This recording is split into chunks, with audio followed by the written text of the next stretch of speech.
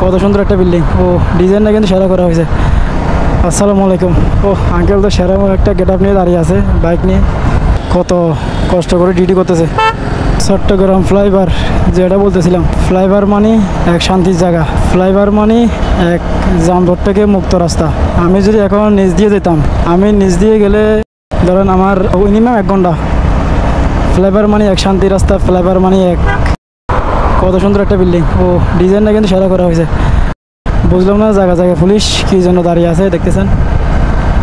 হয়তো আজকে কিছু, হয়তো একটা বড় কিছু আসবে, হয়তো বড় কোনো মন্দির আসবে আজকে এখানে। দেখেন জায়গা জায়গায় পুলিশ দাঁড়িয়ে আছে হেলমেট নিয়ে, ওদের ডিউটি চলতেছে। তো যেটা বলতেছিলাম ভাই, চট্টগ্রাম ফ্লাইওভার এত ভালো লাগার একটা জায়গা, কোনো যানজট নাই, একদম মুক্ত বাতাসে। ঘন্টা রাস্তা আপনার লাগবে 5 মিনিট এই ফ্লাইওভার দিয়ে। তো আমি উঠছি কোথায়, আমি উঠছি একদম লালখান বাজার থেকে।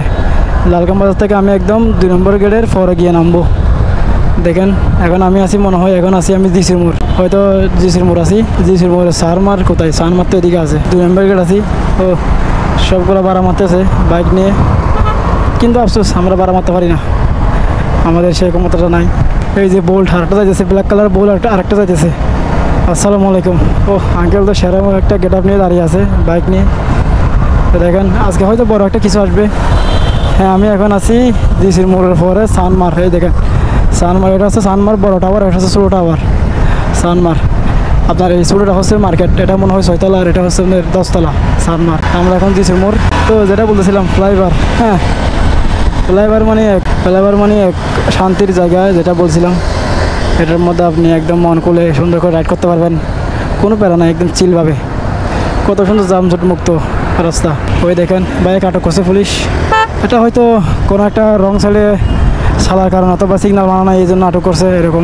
গাড়ির কাগজপত্র নেই, জায়গায় জায়গায় পুলিশ দাঁড়িয়ে আছে, হয়তো কোনো একটা মন্ত্রী বা কিছু আসবে এরকম কিছু আর কি। তো আমরা এদিক দিয়ে একদম 2 নম্বর গেট দিয়ে নামবো, 2 নম্বর গেটে পরে গিয়ে নামবো। ভাই যারা বলে যে পুলিশের চাকরি অনেক সুখ, তাদের জন্য বলতেছি। দেখতেছেন তো এরকম খরা গরমের মধ্যে কত কষ্ট করে ডিউটি করতেছে এই খরা রৌদ্রের মধ্যে। এই যে এগুলো হচ্ছে 2 নম্বর গেটের ফ্লাইওভার। এদিক দিয়ে আপনি একদম ভদ্রঘাট গিয়ে নামতে পারবেন, আর এদিক দিয়ে আমরা এখন 2 নম্বর গেট গিয়ে নামবো।